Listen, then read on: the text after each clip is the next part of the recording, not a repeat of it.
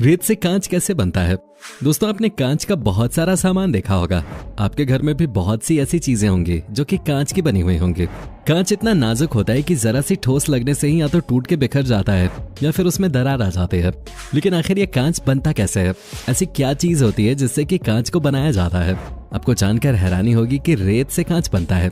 जी हाँ दोस्तों, आप सही सुन रहे हैं, रेत से कांच को बनाया जाता है। लेकिन ये कोई मामूली रेत नहीं होती है। तो आखिर ये कौन सी रेत होती है?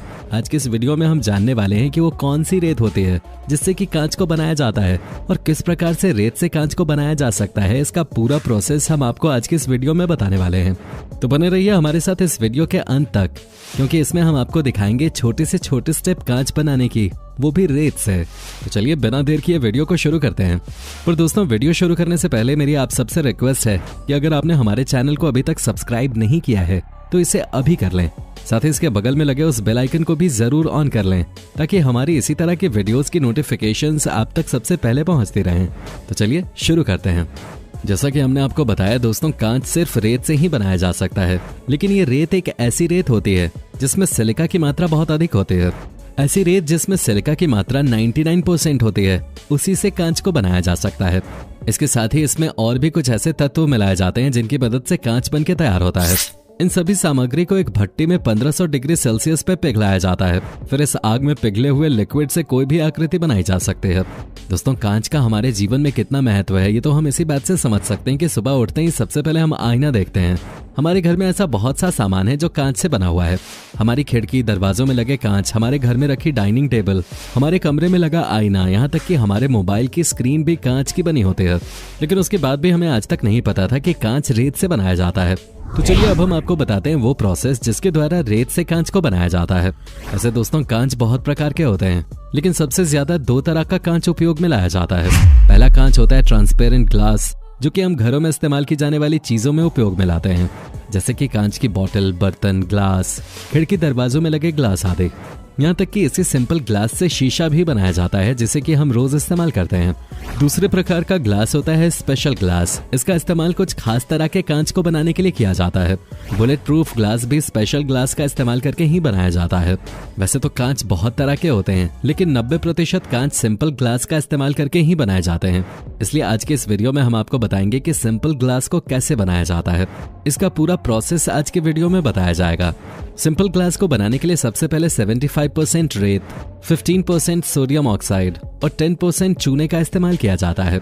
इन तीनों तत्वों को आपस में मिलाकर एक मिश्रण तैयार किया जाता है, जिसमें इस मिश्रण को रिसाइकल करने के लिए कांच के कुछ टुकड़े भी मिलाए जाते हैं। फिर इस मिश्रण को भट्टी में डाल दिया जाता है, जिसकी तीव्रता 800 से 1500 डिग्री सेल्सियस के बीच होती है। इस मशीन को इस भट्टी में तीव्रता से पिघलाया जाता है। इस मिश्रण के पिघल जाने के बाद इसे एक प्लेन जगह पर डाल दिया जाता है। जिस तरह से आप वीडियो में देख सकते हैं कि इसे पूरी तरह से ठंडा हो जाने के बाद प्लेन किया जाता है, जो कि एक प्लेन सीधे कांच के रूप में तैयार हो जाता है। लेकिन अगर आप कांच को किसी दूसरे आकार में ढालना चाहते हैं, तब अलग अलग डिजाइन के सांचे होते हैं जिसमें इस गर्म मिश्रण को डाला जाता है। फिर ठंडा होने के बाद ये मिश्रण उसी आकार का बन जाता है। इस प्रकार से ग्लास अलग अलग आकार का बन जाता है। जैसा कि हम देख सकते हैं, हमारे सामान्य जीवन में भी कांच की अलग अलग डिजाइन की चीजें होती हैं, कुछ गोल, कुछ लंबी, कुछ पतली, तो कुछ जीवों के आकार के। इन सबको इसी प्रकार के सांचे में डालकर डिजाइन दिया जाता है। हम हर रोज ही कांच की पता नहीं कितनी चीजें देखते हैं, लेकिन हमने कभी नहीं सोचा होगा कि ये सब रेत से बनता है। दोस्तों, हम आपको बता दें कि कांच के बने शीशे 3 तरह के होते हैं। पहला पारदर्शी शीशा, जिसके आर पार देखा जा सकता है। दूसरा अपारदर्शी शीशा, जिसके आर पार नहीं देखा जा सकता।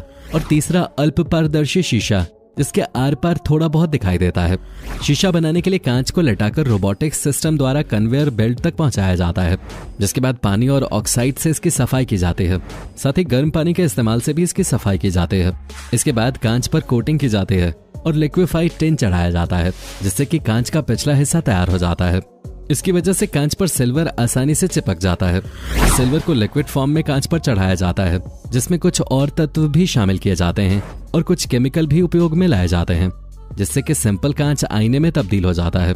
इसके बाद इस पर कॉपर की डबल कोटिंग की जाती है, जिससे कि कांच काफी मजबूत हो जाता है और लंबे समय तक चलता है। इसके बाद इसे ड्रायर में रख दिया जाता है सूखने के लिए, जहां तापमान होता है 31 डिग्री सेल्सियस। इसके बाद इसके पीछे की तरफ एक पेंट किया जाता है, साथ ही उसे मशीनों की सहायता से सुखाया जाता है।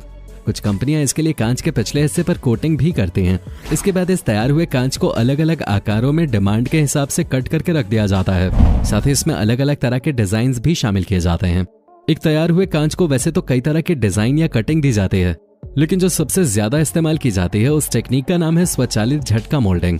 दोस्तों, आपको बता दें कि इस तकनीक का इस्तेमाल जार, बॉटल, ग्लास आदि बनाने में किया जाता है।